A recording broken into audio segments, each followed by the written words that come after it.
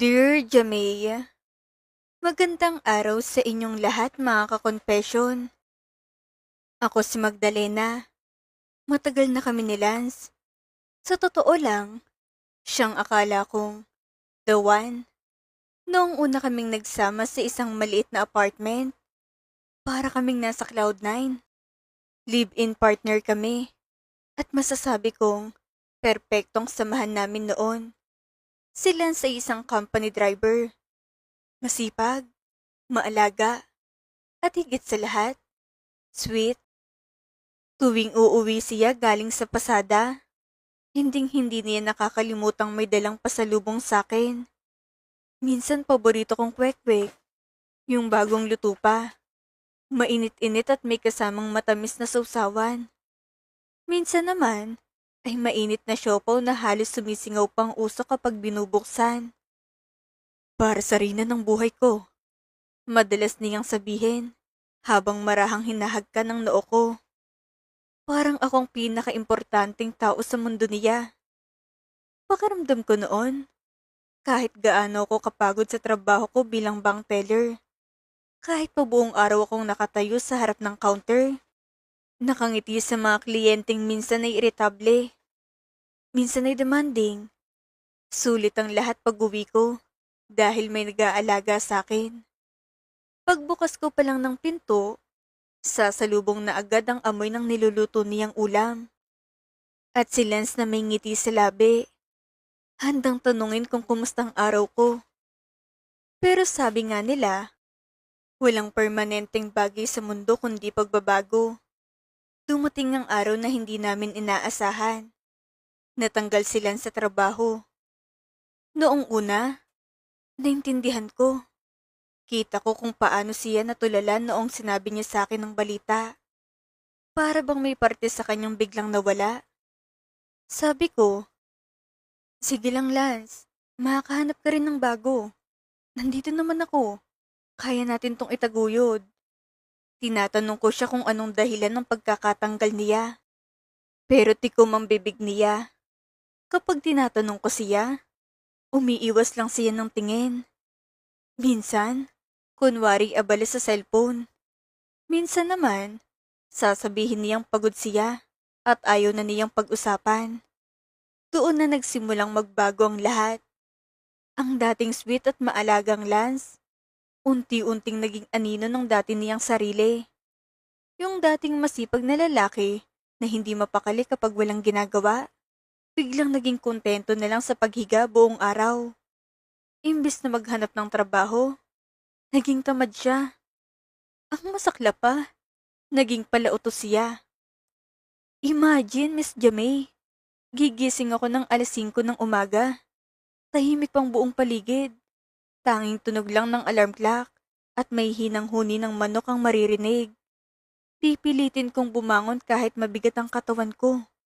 Maghahanda ng sarili. Magluluto ng mabilisang almusal. At minsan, pati pagkain niya, inihahanda ko na rin bago ako umalis. Pag-uwi ko sa gabi, halos hindi ko na maramdaman ang mga paa ko sa sobrang pagod. Bilang isang bank teller, maghapon akong nakatayo. Paulit-ulit na nagbibilang ng pera. Nag-iingat na walang magkamali dahil isang maliit na error lang ay malaking problema na. Masakit ang likod ko, naninigas ang balikat ko, at parang hinihila pababa ang mga binti ko sa bawat hakbang. Pero anong bubungad sa akin pag-uwi? Makalat na bahay.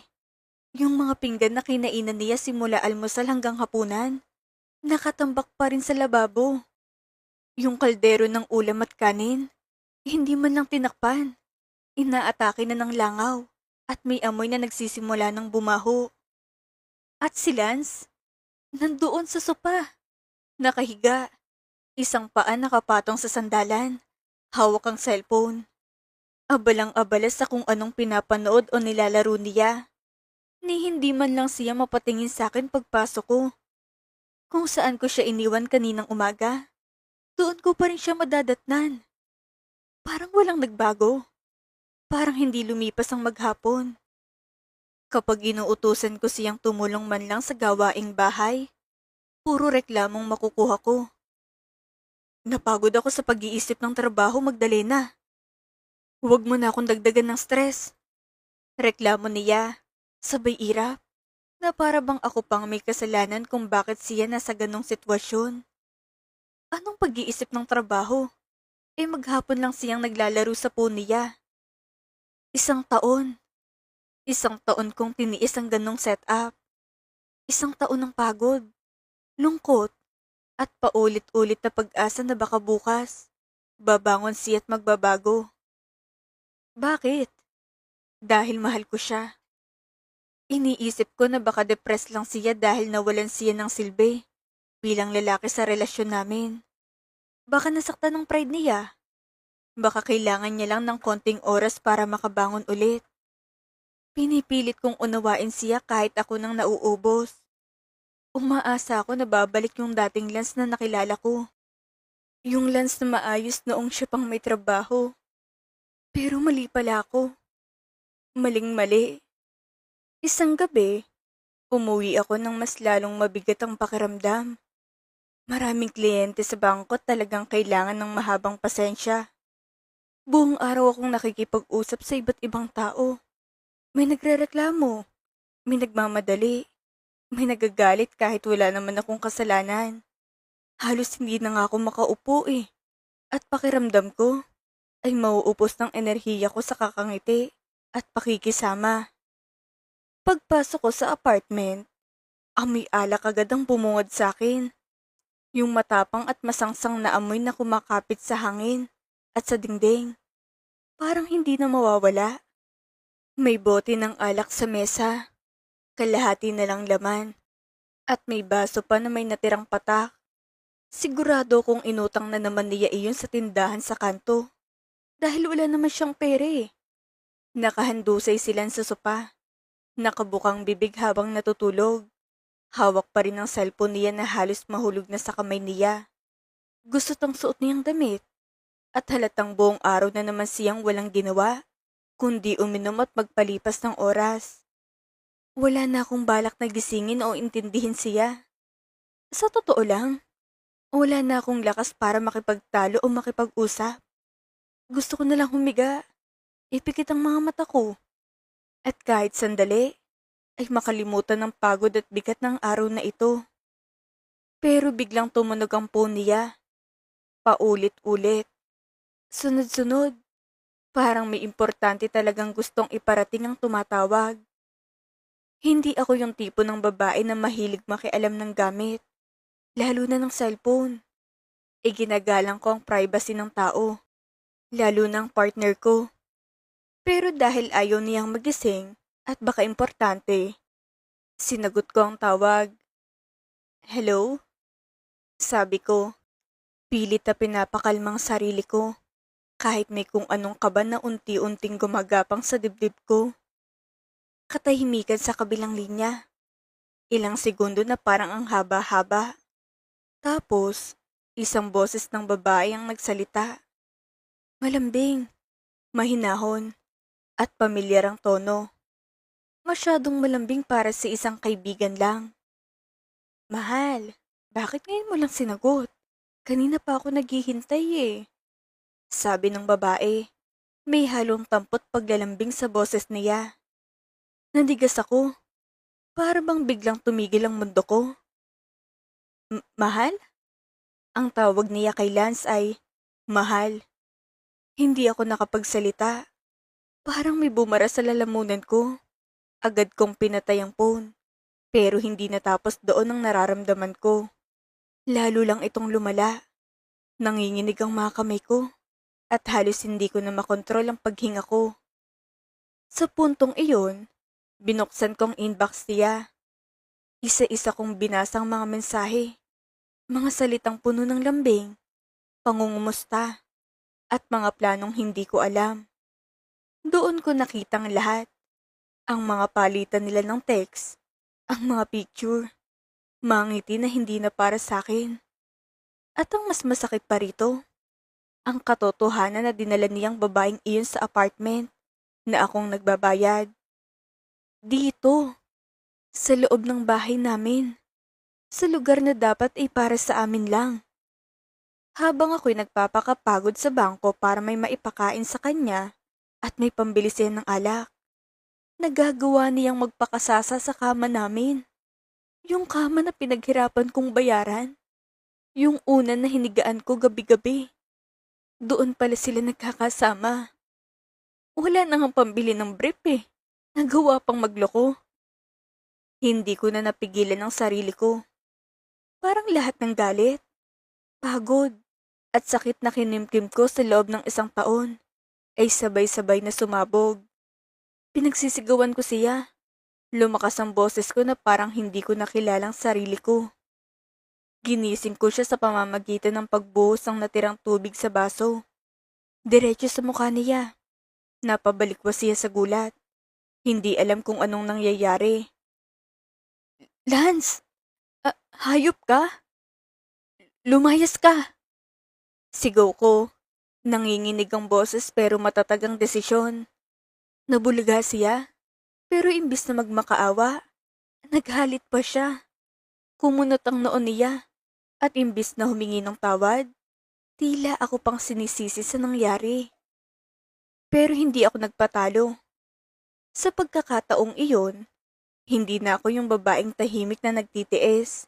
Ipinamukha ko sa kanyang lahat. Kung paano ako gumigising araw-araw para magtrabaho. Kung paano ko binabayaran ng kuryente, tubig, upa, at pati pagkain niya. Lahat ng sakripisyo ko, lahat ng pagod ko, inilatag ko sa harap niya. Sa huli, wala siyang nagawa kundi kunin ang iilang gamit niya. Ilang pirasong damit, sapatos, at ang cellphone niyang naging dahilan ng lahat. Tahimik siyang lumabas ng pinto, dalang bigat ng ginawa niya. Simula nung araw na iyon, pakiramdam ko ay nabunutan ako ng tinik. Akala ko malulungkot ako, pero hindi eh. Sa halip, parang gumaan ang dibdib ko. Parang may nawalang pabigat na matagal ko ng pasan. Naging magaan ang buhay ko. Wala na akong inuutusang tamad. Wala na akong hugasan na pinagkainan ng ibang tao. At wala na akong iniintinding lalaking walang utang na loob. Paglipas ng 1 buwan, naging normal na ulit ang takbo ng buhay ko. Trabaho, bahay, pahinga. Unti-unti kong binuo ulit ang sarili ko. Yung routine na dati ay parang mabigat. Ngayon ay naging payapa. Gumigising ako nang walang iniintinding iba kundi ang sarili ko. Tahimik ang apartment. Malinis.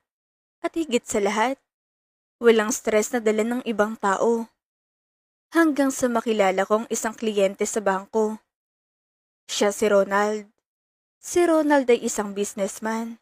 Madalas siyang mag-deposit at mag-withdraw sa branch namin. Laging maayos ang pananamit.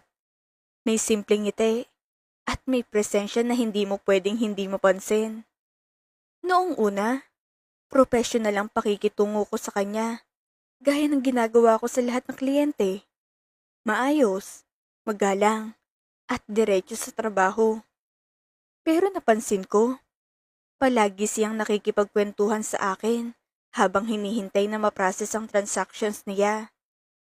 Simpleng usapan lang, tungkol sa traffic, sa panahon, minsan sa negosyo niya.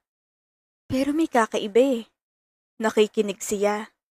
Hindi lang siya basta nagsasalita, kundi interesado siya sa bawat sagot ko.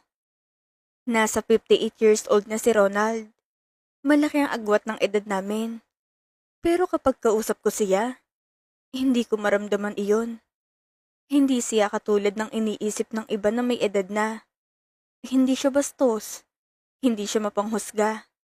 Napaka-gentleman niya. Laging mahinahon ng boses. May respeto sa bawat salita. At hindi siya nagmamadali sa kahit anong bagay. Isang araw, inimbitahan niya ako. Magdalena, baka naman pwede kitang ilibre ng dinner sa restaurant. Bilang pasasalamat sa mahusay na serbisyo mo rito sa bangko.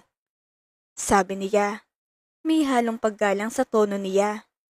Noong una, nahihiya pa ako eh.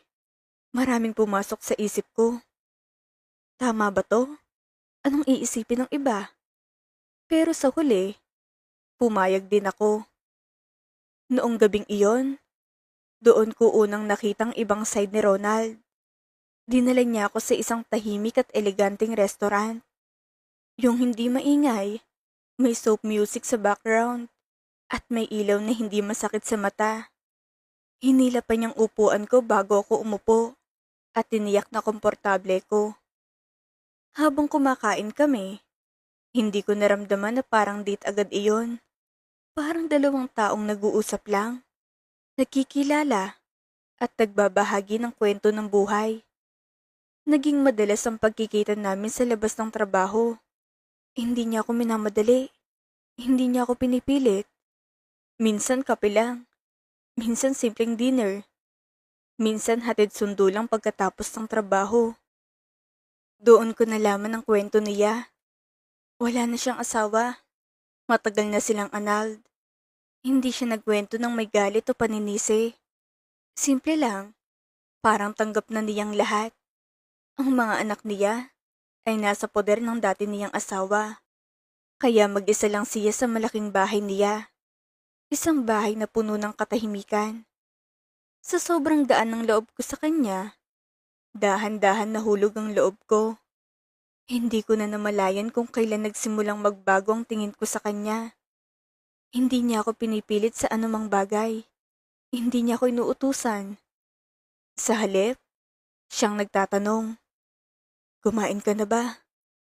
Pagod ka ba? Gusto mo bang ipag-drive kita?" Mga simpleng tanong na may dalang tunay na malasakit. Doon ko naramdaman ang pagkakaiba. Kay Lance, ako ang provider at alipin. Kay Ronald, ako ang reyna. Dumating sa punto na naging magkasintahan kami. Hindi iyon biglaan, dahan-dahan, pero sigurado. At dahil ayaw niyang makita akong pagod at nakatayo maghapon sa bangko, pinag-resign niya ako. "Magdalena, tulungan mo na lang ako sa business ko. Mas may oras tayo para sa isa't isa at hindi ka na kailangang mapagod ng ganyan," sabi niya habang hawak ang kamay ko. Mahigpit pero banayad. Hindi nagtagal, nabuntis ako. Noong una, may halong kaba sa dibdib ko, lalo na sa edad niya. Pero kabaligtaran ang naging reaksyon niya. Kitang-kita ko ang saya sa mga mata niya nang malaman niyang magkakaroon kami ng anak. Para siyang batang nakatanggap ng pinakaaasam na regalo. Inalagaan niya ako sa buong pagbubuntis ko. Mula sa pagkain, check-up, hanggang sa simpleng pag-aalala kung komportable ba ako. Bago pa ako manganak, pinakasalan niya ako sa isang maayos na seremonya. Hindi enggrande, pero puno ng respeto, pagmamahal, at presensya ng mga taong mahalaga sa amin. Ngayon, nakaupo ako rito sa aming balkonahe habang pinapanood ang aming anak na natutulog. Tahimik ang paligid. Hinihimas ang malamig na hangin ng aking balat. At sa bawat paghinga ko, ramdam kong kapayapaan na matagal kong hinanap. Wala na silan sa isip ko, maliban na lang bilang isang aral ng nakaraan. Ngayon, para na akong prinsesa. Kumuha si Ronald ng makakasama ko sa bahay para may katuwang ako sa pag-aalaga ng anak namin. Isang taong mapagkakatiwalaan, maayos, at may malasakit. Hindi ko na kailangang mag-alala sa mga gawaing bahay o sa pagod na dati kong dinaranas mag-isa. Hindi ko kailangang bumuhat ng isang taong pabigat. Ngayon, pareho na kaming nagdadala sa isa't isa. Hindi hadlang ang edad, kung ang respeto at tunay na pagmamahal ang pundasyon ng relasyon. Wala na ang pagod, wala nang bigat. Tanging pasasalamat na lang nararamdaman ko.